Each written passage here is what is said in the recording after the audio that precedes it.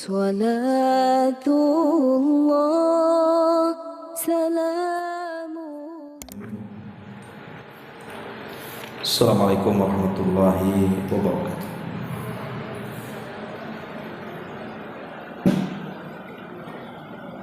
Alhamdulillah wassalatu wassalamu ala rasulillah wa ala alihi wa sahbihi wa mawalah wa la hawla wa la quwwata illa billahi wa ba'd. Melanjutkan kajian kita masih membahas kitab Umdatul Ahkam, dan kita masuk pada bab ke satu, adab masuk kamar mandi dan juga istijmar. Kita baca hadisnya.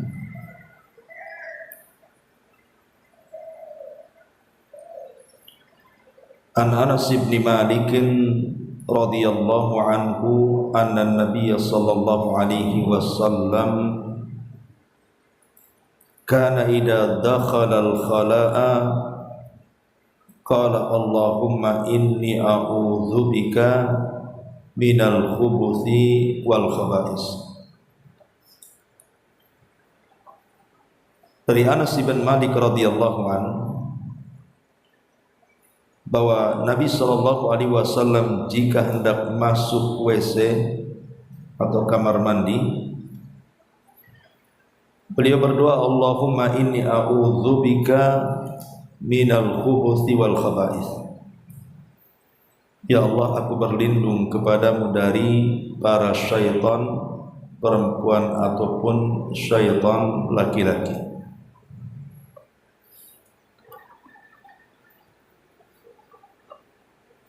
Ma'asyiral muslimat yang dimuliakan Allah Subhanahu wa taala, hadis ini ada beberapa faedah yang bisa kita petik ibrah dan pelajaran.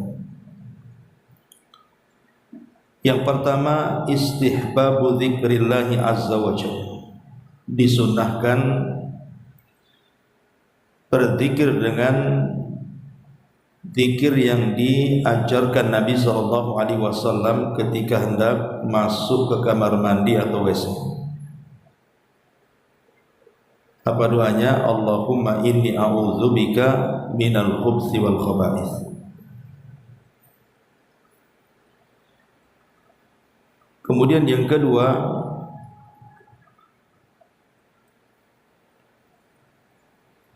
yang bagi lil muslimi an yatahassana bidzikri fi kulli ahwali,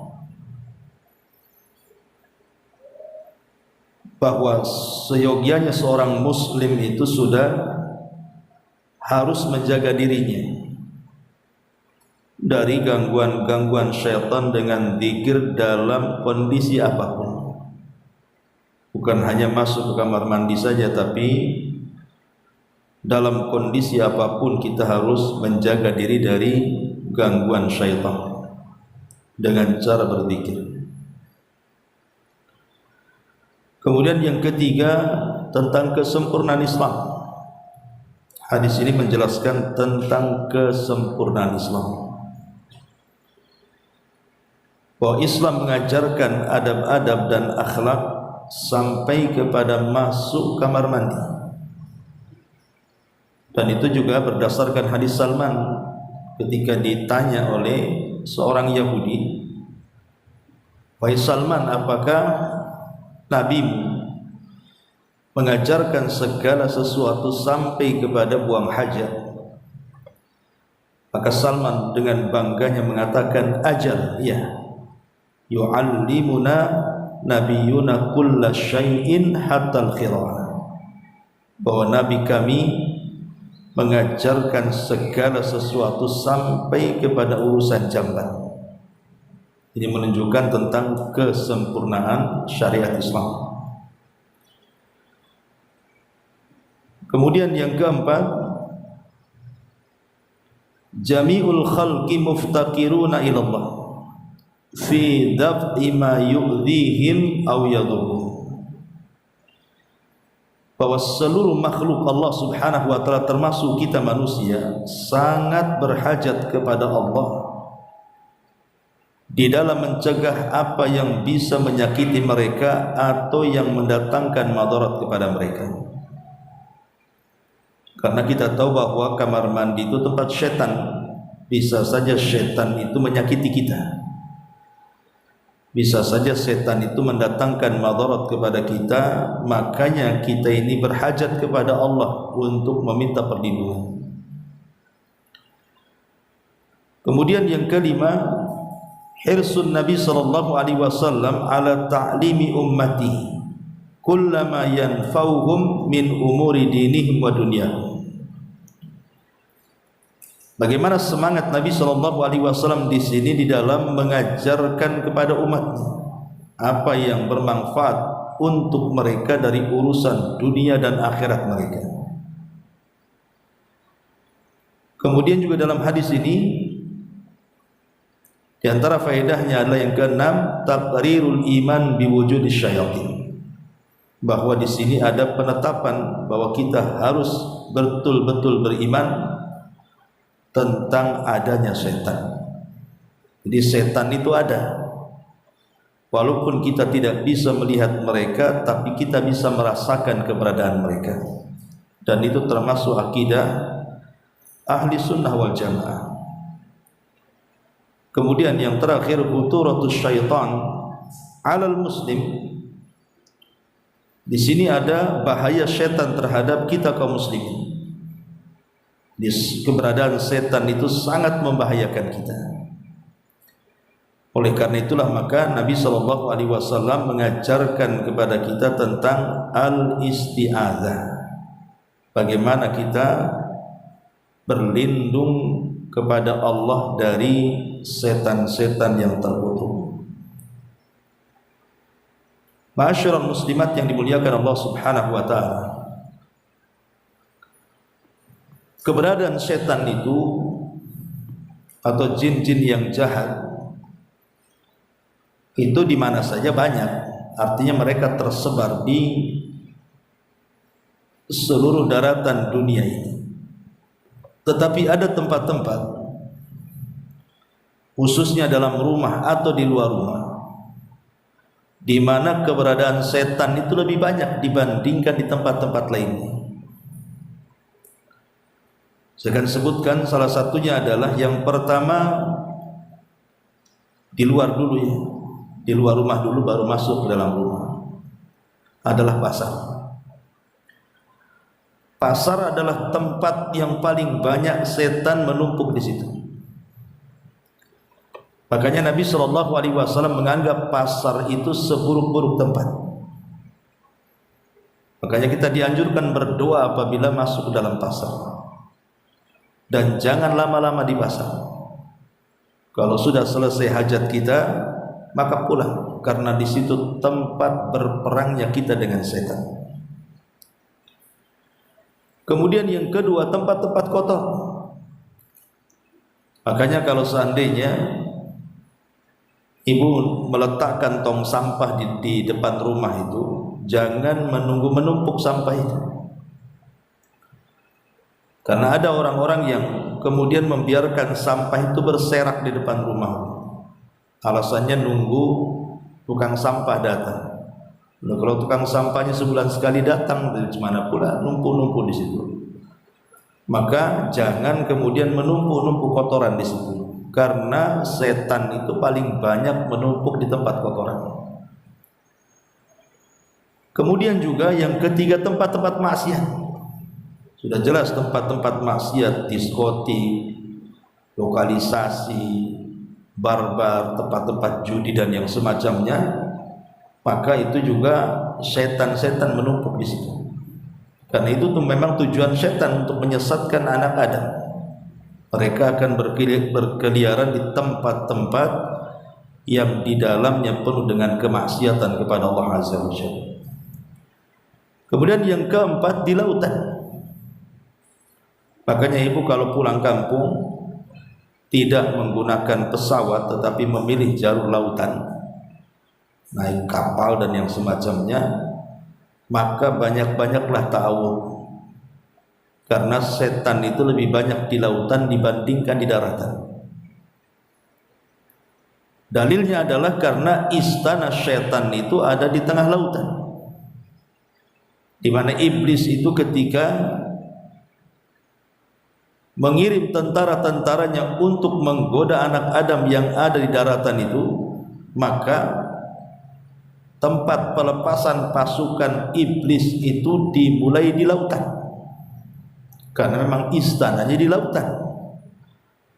Maka hati-hati apabila seseorang memiliki pekerjaan yang memang berisiko di lautan seperti para nelayan, maka banyak-banyaklah bertawud di situ, terutama orang-orang yang hobi mancing, ya kan?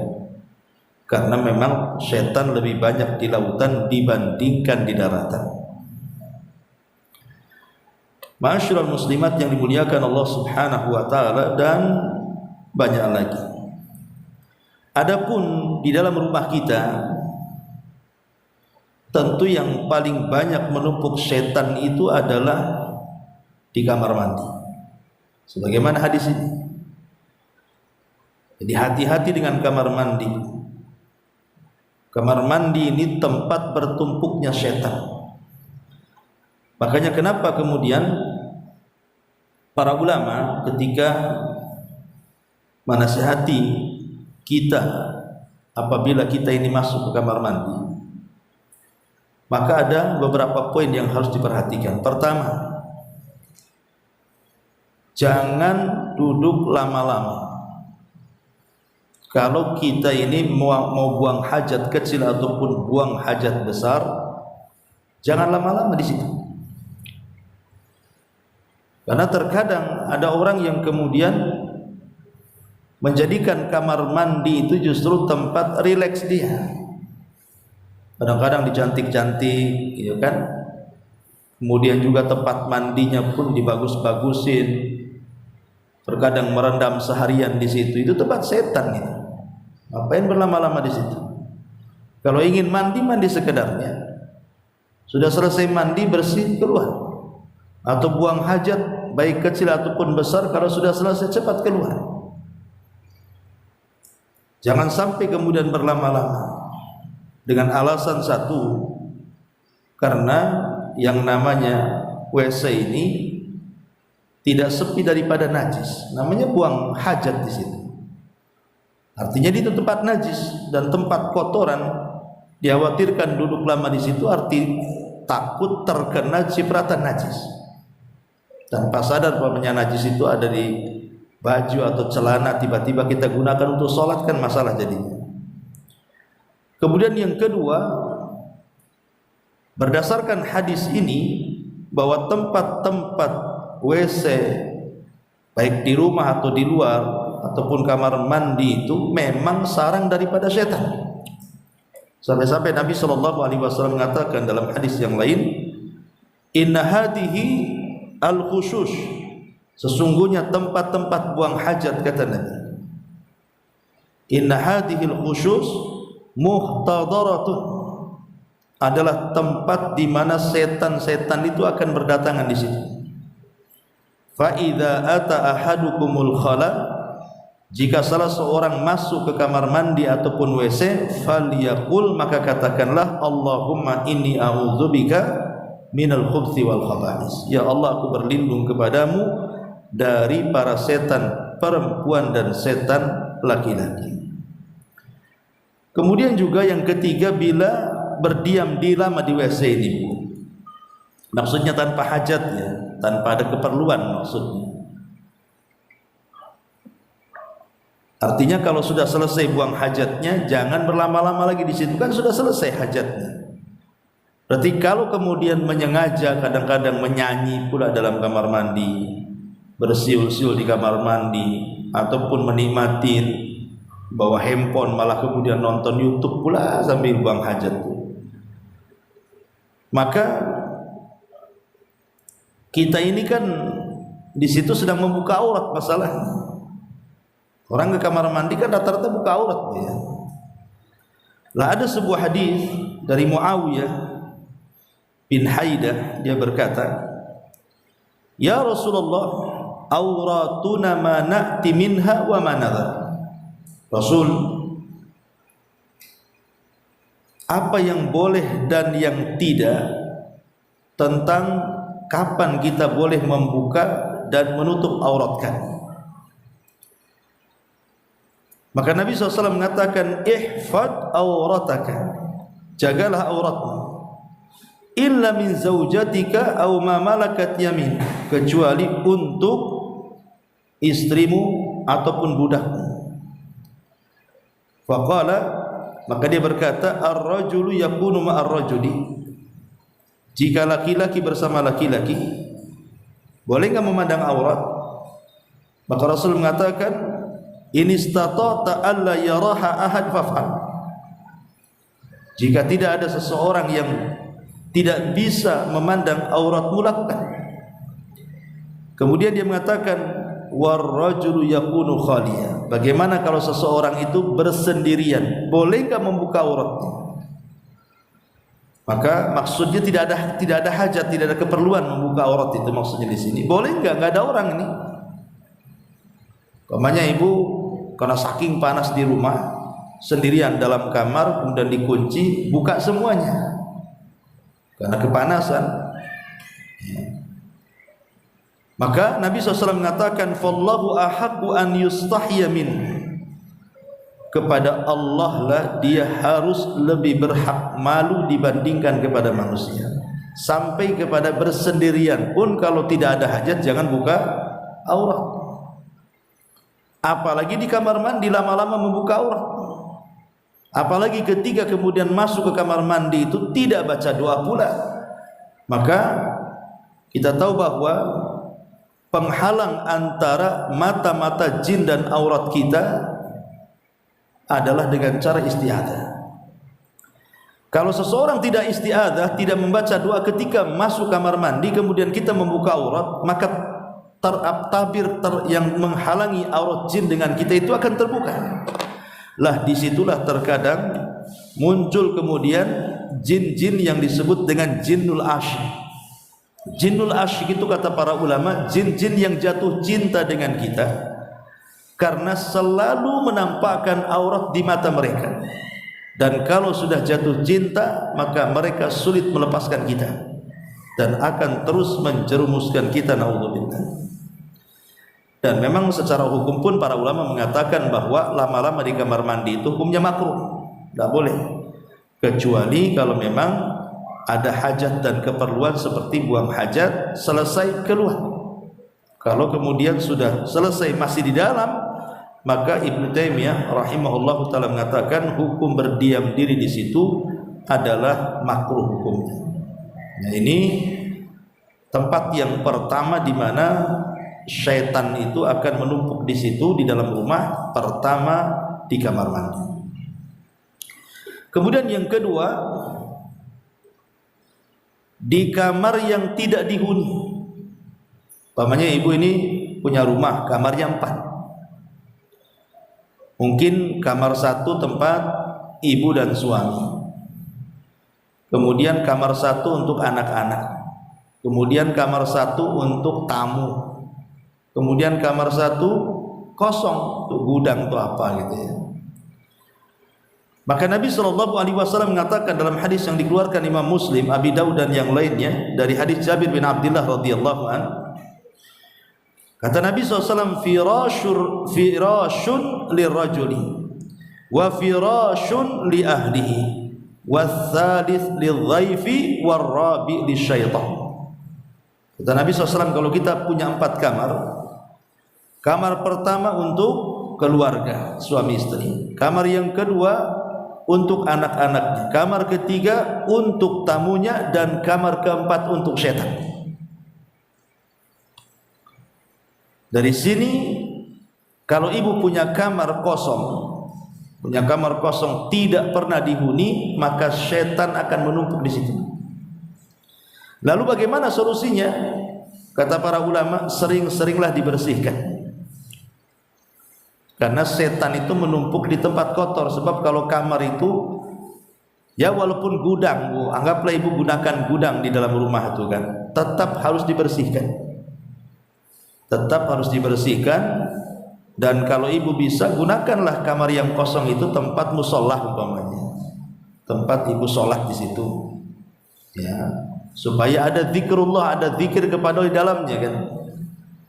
Jadi jangan sampai kemudian, minimalnya kalaupun tidak digunakan tempat sholat, tetapi sering-seringlah kemudian dibersihkan, dan sekali-kali mungkin membaca Quran di situ atau sholat di situ. Karena berdasarkan hadis sahih ini, biasanya kamar kosong itu menumpuk setan di situ. Ini yang kedua. Di dalam rumah kita ini gudang setan. Kemudian yang ketiga, rumah yang tidak dibacakan Quran di dalamnya. Rumah yang tidak dibacakan Quran di dalamnya.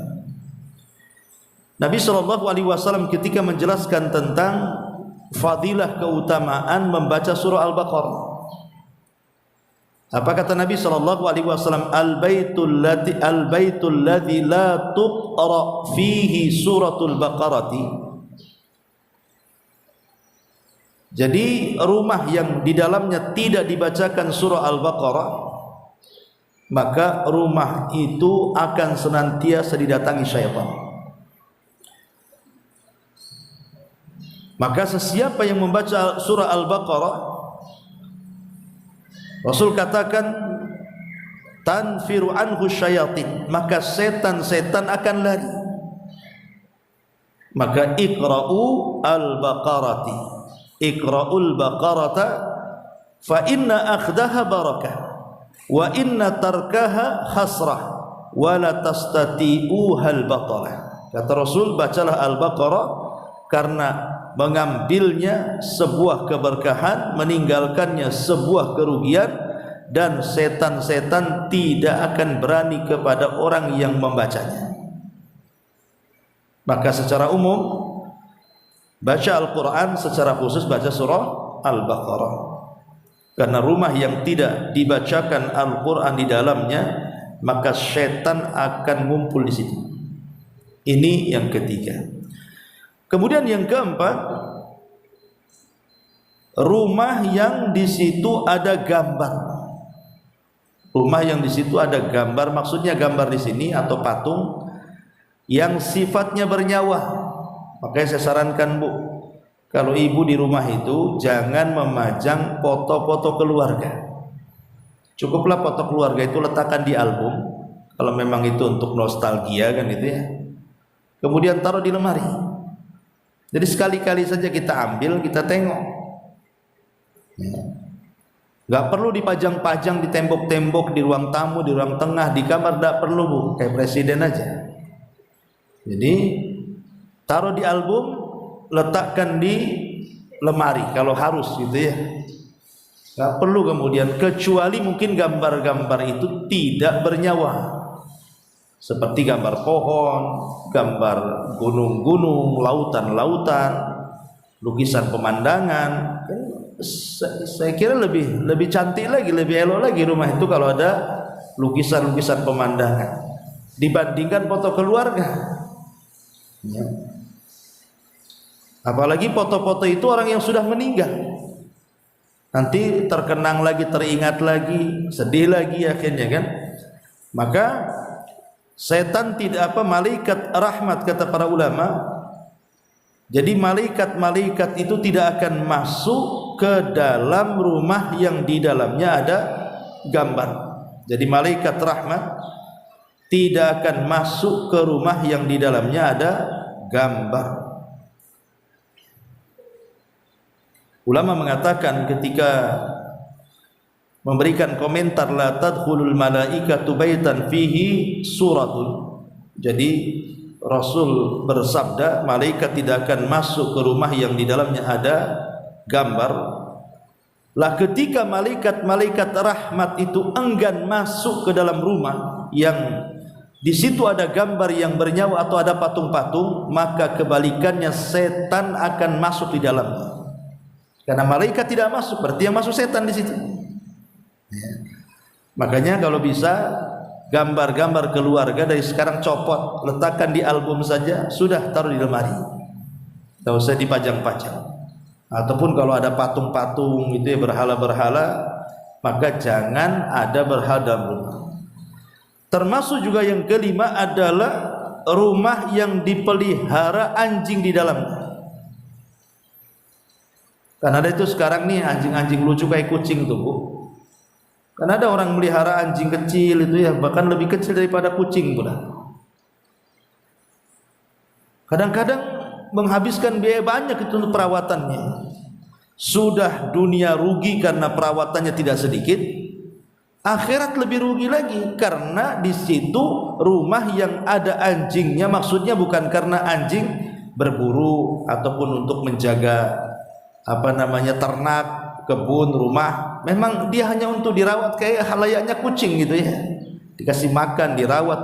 Maka justru malaikat tidak akan masuk, artinya setan yang akan masuk di situ. Kata Nabi, la tadkhulul malaikatu baitan fihi kalbun. Malaikat tidak akan masuk, artinya yang masuk setan ya, ke rumah yang di situ dipelihara anjing. Jadi ini 5 perkara di dalam rumah ini. Kapan rumah banyak setannya? Pertama, kamar mandi jelas. Makanya solusinya apa? Baca doa, baik ketika masuk ataupun keluar. Yang kedua, kamar kosong. Solusinya apa? Bersihkan. Sekali-kali kita baca Quran, sekali-kali kita sholat sunnah di situ, atau mungkin tidur di situ. Kemudian yang ketiga, apa tadi yang ketiga? Rumah yang di dalamnya ada gambar. Maka solusinya ambil gambar yang bernyawa, letakkan di album. Kemudian yang keempat, rumah yang di dalamnya ada anjingnya. Ya, solusinya buanglah anjingnya dari situ, supaya rumah kita tidak dimasuki setan lagi. Dan yang terakhir tentu rumah yang tidak dibacakan padanya Al-Quran. Maka solusinya adalah baca Quran, supaya tidak bertumpuk setan di situ. Masyaallah muslimat yang dimuliakan Allah Subhanahu wa taala. Kemudian dalam hadis ini juga ada syariat isti'adzah. Ada syariat isti'adzah. Kita ini disuruh untuk meminta perlindungan kepada Allah Subhanahu wa taala dari syaitan. Sebenarnya bukan ini saja. Maksudnya syariat isti'adzah ini bukan ketika masuk kamar mandi saja, banyak ya. Kita urut ya. Yang pertama, ketika baca Quran. Ketika baca Quran saja kita disunnahkan membaca isti'adzah. A'udzubillahi minasyaitonirrajim, bismillahirrahmanirrahim, baru baca Quran. Yang kedua, ketika datang was-was, datang perasaan was-was, maka kita disunnahkan untuk isti'adzah. Kemudian yang ketiga, ketika yulabbisu syaitan alal insan fi salatihi, ketika ada gangguan-gangguan dalam salat kita. Namanya banyak melamun, akhirnya lupa tadi berapa rakaat saya. Nah, berarti itu memang was-was setan masuk di situ. Setan mulai ganggu. Maka disunahkan untuk isti'adzah walaupun di tengah-tengah salat. Kemudian juga indal ghadab, ketika emosi, ketika marah, langsung auzubillahi minasyaitonirrajim. Ya, langsung kalau ibu sudah mulai emosi, maka isti'adzah. Karena kita tahu bahwa emosi itu kebanyakan datang dari syaitan. Kemudian juga ketika ibu mimpi buruk. Jadi ketika mimpi buruk ini enggak, pas bangun itu kaget gitu, was-was gitu ya, karena mimpinya enggak enak, maka disunahkan isti'adzah. Kemudian juga ketika masuk ke masjid juga disunahkan untuk isti'adzah. Termasuk kalau ibu mendengar gonggongan anjing tetangga tengah malam, menggonggong aja anjing itu, maka ibu isti'adzah, karena gonggongan anjing di tengah malam maknanya mereka melihat syaitan. Beda kalau kokokan ayam. Kalau kokokan ayam berarti ibu berdoa karena dia melihat malaikat turun. Tapi kalau gonggongan anjing ataupun gonggongan keledai, berdasarkan hadis yang sahih, maka kalau itu terjadi di malam hari berarti mereka melihat setan. Makanya kita lekas berlindung kepada Allah Subhanahu wa ta'ala. Kemudian juga ketika ibu pindah rumah, umpamanya baru bangun rumah, belum ditempati, udah selesai, kemudian mau pindah, ataupun ibu pindah kontrakan dari satu kontrakan ke kontrakan yang lainnya, maka ketika permulaan masuk ke dalam rumah baru, baik ngontrak ataupun beli ataupun bangun, maka ibu disunnahkan untuk isti'adzah, a'udzu bikalimatillahi tammati min syarri ma khalaq, supaya tidak diganggu setan yang ada di situ.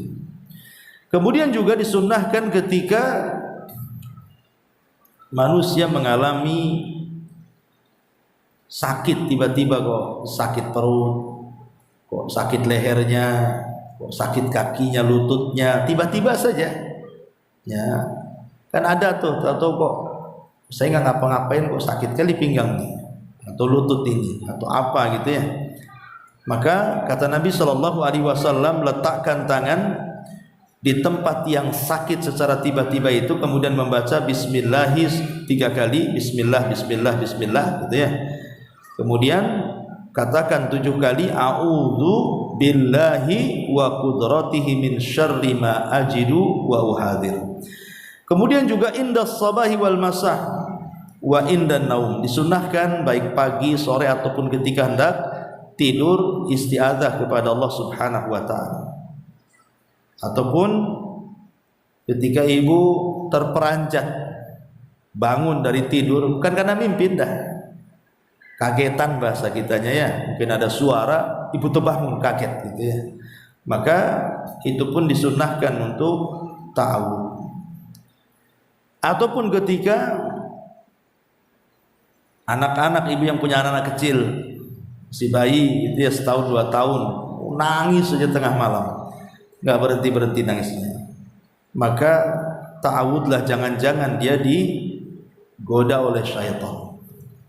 Lah termasuk juga di kamar mandi, kalau kita masuk ke kamar mandi, berdasarkan hadis yang kita baca di sini, maka kita disunnahkan untuk ta'awudz. Jadi ta'awudz ini memang banyak tempat-tempatnya supaya kita bisa untuk terhindar dari godaan syaitan. Dan yang terakhir pembahasan kita, bagaimana caranya kita melawan syaitan. Karena di sini juga ada isyarat. Di antaranya cara melawan syaitan dengan cara isti'adzah, meminta perlindungan kepada Allah Subhanahu wa ta'ala dari syaitan. Yang pertama tentu doa. Untuk melawan syaitan, maka kita banyak-banyak berdoa kepada Allah Subhanahu wa ta'ala agar jangan sampai kita dikuasai oleh syaitan. Kemudian yang kedua, baca Quran. Baca Quran itu salah satu perkara yang bisa melawan syaitan. Kemudian yang ketiga, tawakal.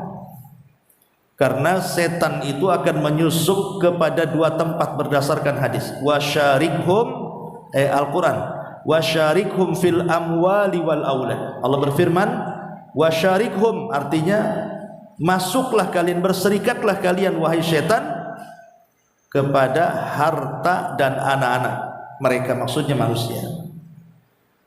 Setan ini terkadang memberikan was-was kepada orang-orang yang mencari nafkah. Disuruhnya cari yang haram, cari yang syubhat, padahal ada yang halal. Lah bagaimana caranya? Bertawakal. Tawakal kepada Allah. Jangan sampai kemudian setan itu memberikan was-was, sudah ambil saja walaupun itu haram daripada kau tak dapat. Maka bertawakallah bahwa rezeki kita itu tidak akan kemana, dan Allah sudah menentukan rezeki kita, dan tidak mungkin Allah mewafatkan kita kecuali disempurnakan rezekinya. Tawakal kepada Allah. Tidak usah kemudian sibuk dengan perkara syubhat ataupun haram dalam mencari rezeki. Berarti tawakal juga salah satu jalan melawan asyaitan. Termasuk isti'adzah di sini. Itu juga salah satu hal yang bisa melawan syaitan. Kemudian yang keempat, al-qiyam bil wajibat. Usahakan kita ini jangan meninggalkan kewajiban-kewajiban Allah, terutama sholat, karena sholat itu yang bisa melawan syaitan. Kemudian yang kelima, luzumul istighfar, perbanyak istighfar, karena ini juga cara untuk melawan syaitan. Kemudian yang keenam, thalabul ilmi, belajar, karena dengan ilmu itu bisa membedakan mana hak, mana yang batil, yang dikaburkan setan. Kemudian yang ketujuh, azkar, banyak-banyak berzikir, dan zikir itu macam-macam.